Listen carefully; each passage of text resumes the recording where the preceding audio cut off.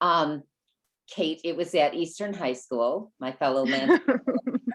Uh, and I remember my female students would come to me and they would be heartbroken over some boy. And I just remember thinking, I just wish I had a crystal ball and I could say, forget about these guys, forget for the next 10 or 15 or 20 years, you're going to be very happy one day. But these, high school boys, you don't need it. Don't, take the pressure off. But then I wondered, what would happen if I had a crystal ball and it showed someone was never going to find lasting love? Might that actually kind of relieve the pressure that a lot of young women feel to, eventually find a man and marry? And I in my generation, especially, I think women felt a pressure to, we only have a finite amount of time to have children and do the things. So I wanted a scenario where two women, or many generations of women in this case, were told they were never going to find love and how they might react. Like Lucy was just desperate to break the curse and find love and looked in all the wrong places. And Amelia was just this happily single baker who, really didn't let it get in her way. And she enjoyed just being herself. She was very authentic. So that was the idea for the curse. And then the inspiration for Rico came from, if you read the book, in the back, it talks about this letter that arrived from Germany. And it was a place where I had a book event. And the woman called me and she said, you've got this letter from Germany. So I picked it up. He must have looked on my website and saw that I was at this place. And so he sent this letter, and it was a 6-page single-spaced letter from this man named Dieter, and he goes by Detail. He grew up in communist East Germany, and he escaped and then came back to find to take his future wife with him. And it was a beautiful story. And he finally got out of East Germany and became a world famous juggler. But I wrote him back and I told him that, I don't write biographies like that, but his story was fascinating. Anyway, we became pen pals, and he's just the sweetest man. His wife died about 5 years ago, and I think he's lonely and he's very sweet. So anyway, we write every day, and I asked him if I could use little parts of his story for Rico's story. So that was the journey into from Germany to with his bike. And this is a picture of Detail back in the day when he was a famous juggler. I don't know if you can see it, but anyway, that was Detail's story. So that was my I love that. And I think at least when I started reading it, I was so pleasantly surprised about the weaving historical fiction with it. I just was like, this is the perfect combination of like this kind of self-discovery storyline with a dash of romance, and then this other story of Poppy and her just slowly telling us about her life and this romance and this love of her life and the war. And I mean, it was kind of personal to me because my grandparents actually met and fell in love in Eastern Germany during the war. And so I was like, oh my gosh, like this is so personal. And it felt, I mean, I guess they met. Yeah, I guess they got married, I think after World War II. And so anyway, it just felt very personal of like, wow, the hardships that they went through, and the war and the devastation and generations, kind of the ripple effect you just kind of forget about. So anyway, I love, at least for me, my favorite character was Poppy. Oh my gosh, I just adore her. And I just thought her character was so just developed in a way that by the end you were like, it can't end, and the love story and all of that. So let's get to some of the questions that our Bookstagrammers and followers have asked about. So the first one was the inspiration, and Dawn K. Sowers asked, "How long did this take for you to write this story?" It takes, Dawn, about I think of it like a pregnancy or something. It's about a year process. I write a very rough draft, and that takes several months. And then the main work, and the work that's fun for me, is the rewrites. I like that part. The blank page is very intimidating, and I'm thinking, can I do this? And is it going to carry? Is the story going to carry me through to a whole book? I mean, there are many times that I start something and it just sort of, it doesn't have legs, it fizzles. And so that's always, it's like running a marathon and you're thinking, do I have the juice to do, not that I've ever run a marathon. Just So hypothetically, if I were to right, run one. imagine, right?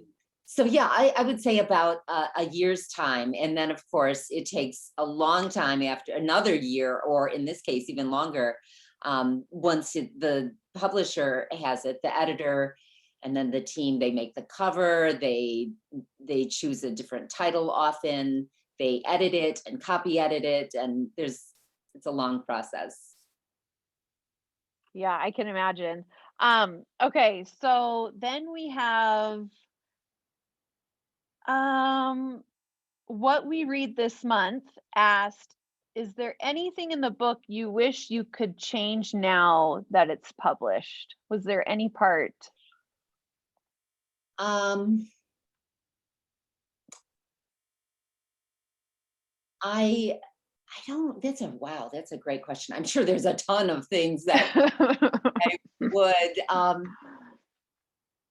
I never knew if I wanted Amelia at the end to find love. I mean, we don't know if she, she goes out with that Nico, I'm sure, and who knows what happens. But I like the idea of the message that it sends to women, that maybe she does, maybe she, what if she would have just said to him, no, thank you. I don't want to meet you for dinner, but thanks anyway. And we just know that she's happy with her single life, and doesn't, but then I always like that little bit of romance, and so.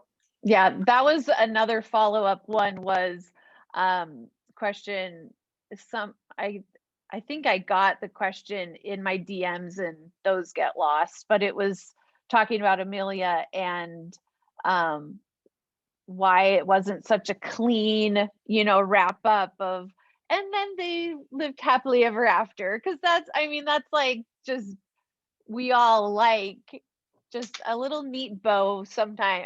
At least for me, I like a nice bow at the end. But I totally understand the just feeling just happy in the now, and not, continuing to seek after this hopeful dream that you can't be happy, where you are right now. So I understand that.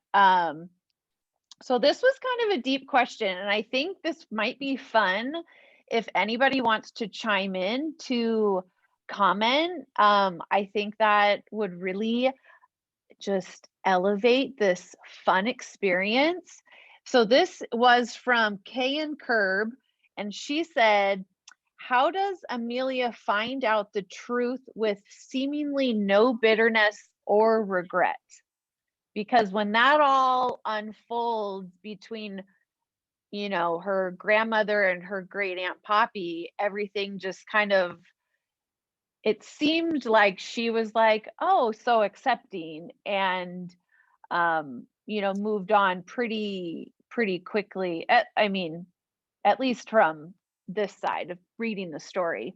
So, Lori, if you had anything to comment from your perspective, and then we can open it up to see if anybody has any insightful comments.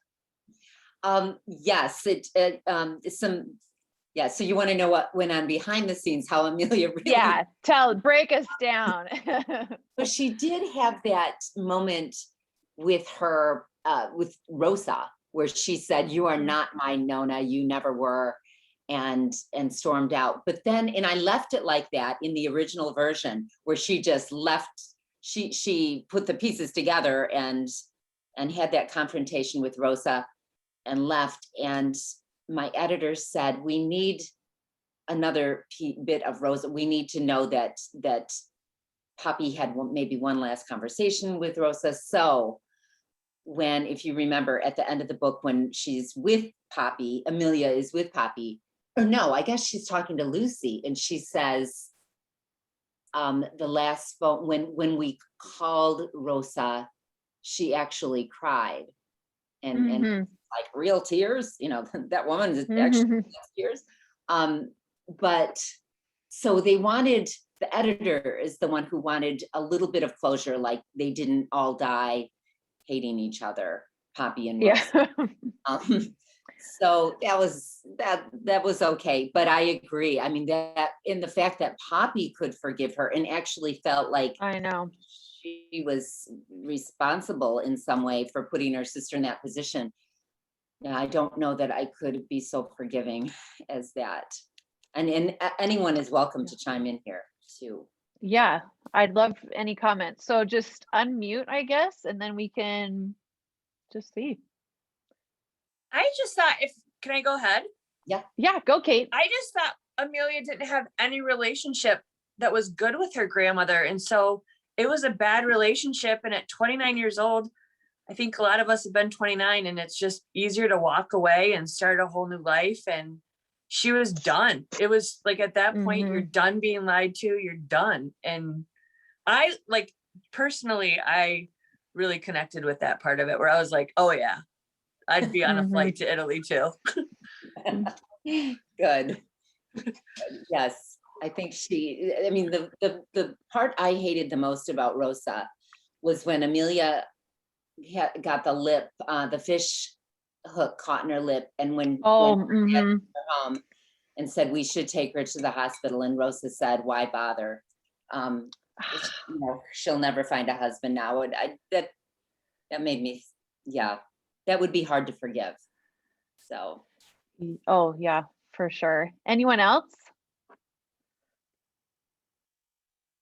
I feel like for me, Lori, you did such a good job explaining time throughout the whole book. And it felt like Poppy was just making the most of the time she had left throughout the entirety of the book. And I felt like that was a big reason she didn't hold resentment, was because time was so precious to her. And I still take that away. It was a really, really good message.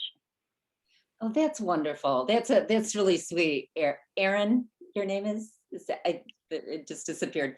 Thank you for that. That's nice. I appreciate that. And yeah, Poppy is aspirational for me. I mean, I loved her too. And I think that is true. When she was so close to dying, everything is you have a different perspective. So Poppy was, just by the way, there was I was watching a documentary on a flight of a woman named Iris Apfel. I don't know if you guys have ever seen her. She's this little old, she's an icon, like in New York City. She wears these big glasses, but she was just a stitch and so cute and so full of life. And so that is who Poppy was sort of modeled after. I just loved that little lady in the documentary. So. That's cute. I think I have seen those pictures of her floating around, but I didn't know her name. But that's exactly cute. I could picture her with, her like flowy dresses and just kind of this, big personality in her older age. Did anyone else have any more comments? I did, if that's okay. Sure, Alice. Go for it.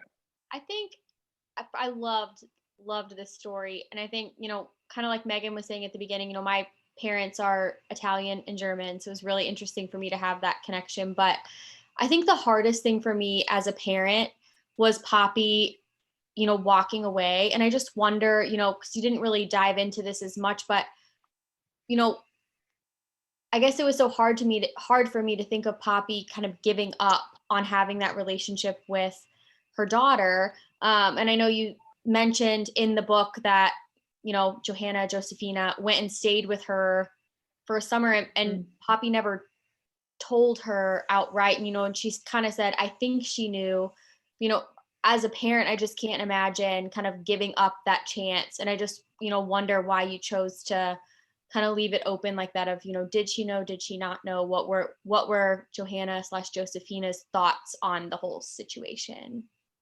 Yeah, that is a great question. And I would love, I think Poppy was quite sure that she did know. Poppy had such integrity.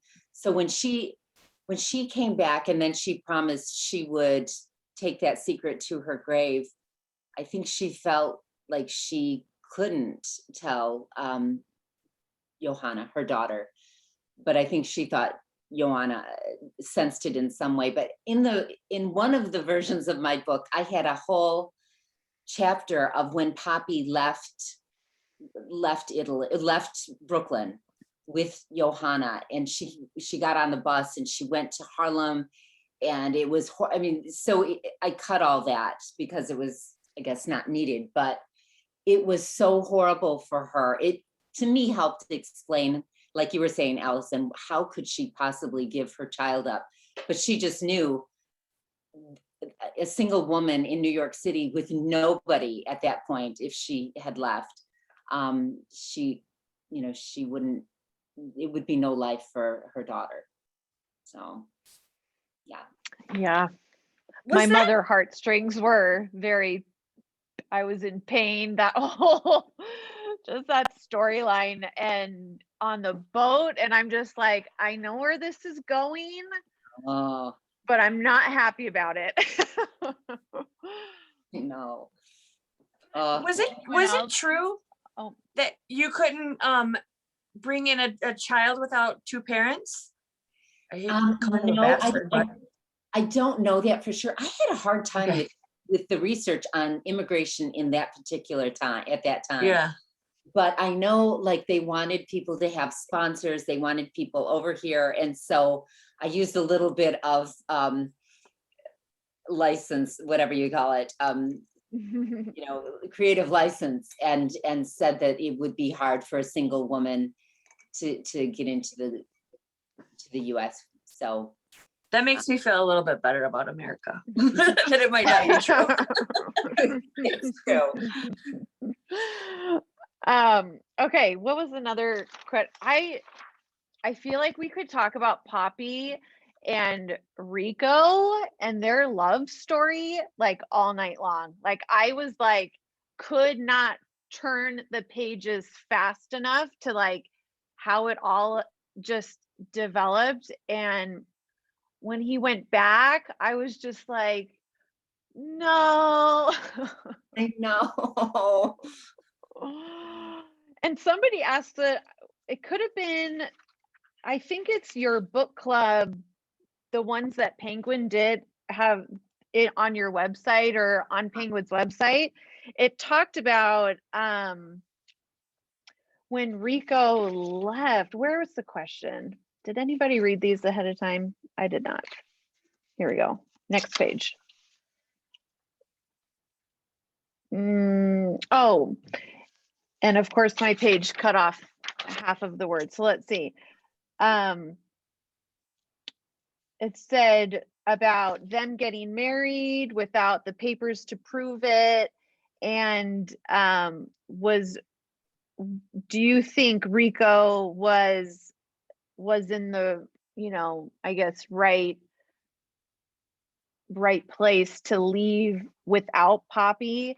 And what do you think would have happened, you know, if he would have stayed or she would have went with him? I mean, it could have gone several different ways of, I mean, I don't think anybody wants to return to East Germany during this time. And I think Poppy was a little naive to the realities of what that actually looked like and what he had left. And even though he, you know, had explained that to her, with his family, I think she still was like, but we love each other and it's all going to be fine, and everything's going to be great. But I think Rico really did it to to save her, really. But that was just kind of my impression. That's my impression too, Megan. I think he would have loved to have had her with him always, but he knew what he was going back to.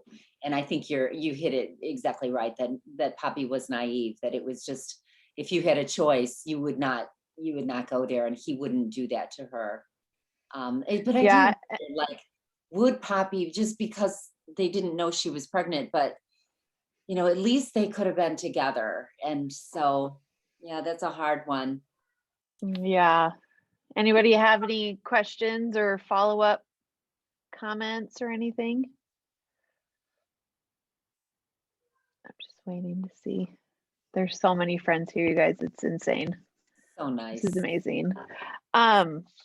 So there was one question I thought was really interesting about Lucy, because I think she's a character that was kind of a sleeper, that she just kind of like is this kind of tornado child that's like me, me, me, me, me, and I'm drama and I love and I'm kind of like flaky. But I thought when she got like to Tuscany with Amelia, I just thought her character was so just kind of switched over when she met Sophia, which we could talk about that whole love story with Amelia, and I can't remember his name, the scooter guy. Yes. And I was like, girl, this is a quick road to getting your heart broken, clearly. But I just thought it was I really loved that Lucy came into her own, and I think you wanted to root for her to find love just the way that she needed to find love, and it was so sweet. I think that's like, I just walked away with just, I'm so glad that she was honest with herself and with her family, and just just how that all played out for her. It would have been really sad if Lucy kept having her heart broken time and time again. So yeah, thank you, Megan. I'm glad you liked that, and I love that too, because Lucy, what she wanted was really a traditional life. I mean, she loved when she would see children, and the fact that Sophia had those two boys, and she was playing soccer with them, and I mean, she really found her place in that. And yeah, I was very happy for her and Sophia too. So, anybody have any comments? You guys are quiet. If we were like all together and we had apps and drinks, we'd be like, wow. Because really, book club is about the food. I mean, let's be honest. So you got to have a good spread. So there was one more question. So I think this would be fun for people to chime in. Who was your favorite character? You already know mine was Poppy, so that was easy. Anybody have any chime in who your favorite was and why? I totally identified with the sisters of Amelia, and I can't remember now her sister's name, but like with COVID and everything, I feel like there's a lot of like family squabbles, and I have two older sisters, and we just are the Bickersons right now. And so like, that's me, like there's love at the end of that. Like there's definitely always love behind it, but that sister relationship, I was like, yep, no, I know all about that. So that to me was a huge one. And I just identified with this book so much because in my family, in every generation, there's always been a single woman. And when I was 18, my great aunt, I was at a family party, and my great aunt grabbed my hand and she goes, there's always one. And she was the single one. And I am 40 now and single. And at the time I had a boyfriend, and I was like, this woman just cursed me. And my sisters and I laugh about it all the time. That is amazing. but so like this book, I was like, this book is my Italian life if I wasn't, you know, but it was just so much of like the sister relationship was just 100%. That is amazing that she said that to you. Great Aunt Amy. I will never forget that woman. And it, Oh it man. Yeah, I mean, really. But yeah, it's just one of those hilarious, funny, like crazy stories that the damn woman cursed me. That's one of my favorite stories now, Kate, about that I've heard at book club. That's amazing. Yeah, But my sisters will vouch for me. They all laugh about it. It's really like, I was like, I have a boyfriend. What the hell? well, just be careful Oh. about, don't live up to her expectations. So, No. you know, I as think now I Poppy want to said. move to Italy. I'm gonna like, hey, There you go. Waiting for you. yeah. Okay, anyone else? This is so fun. I feel like Hannah, you had your mute off for 1 second. I saw it, I caught you, so now you have to say something. No, I was also going to add Poppy. She was my favorite. I feel like one of my favorite characters I've read in a long time. And I was just like flipping pages so quickly to get back to her story too. I would, was very enthralled in both timelines, but I just love to hear what was going on with her and Rico, and just how I was like very curious too, what happened with her family and why she was like the black sheep of the family in the present day, and what really started that thread. So it was, she was just a riot and just such a spitfire.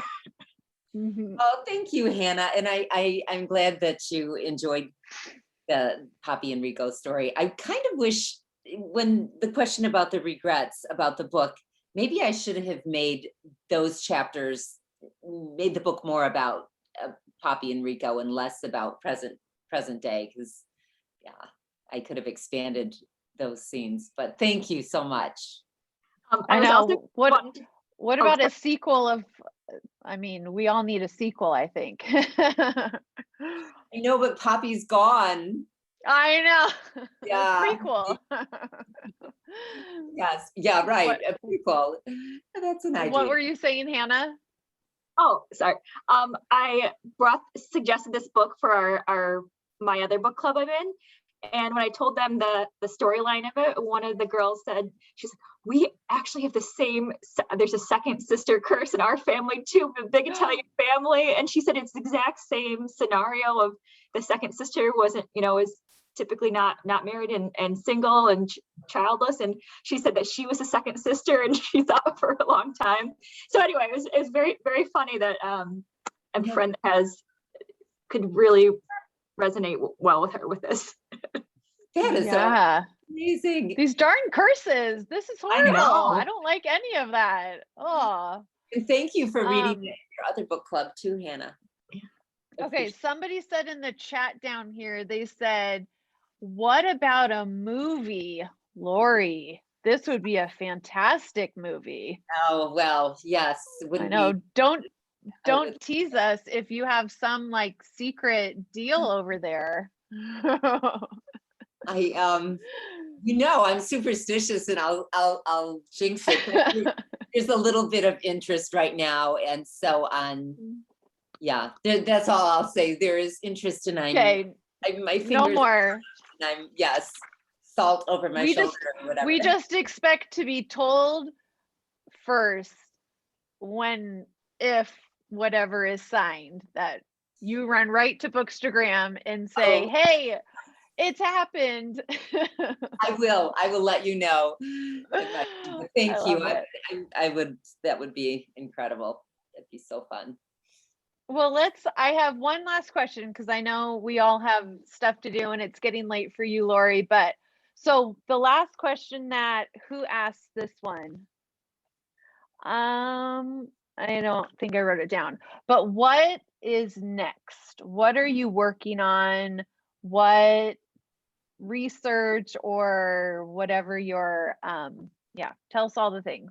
Oh my gosh, this is the worst question because I should have like 3 books written by now during this pandemic, because nobody can leave the house.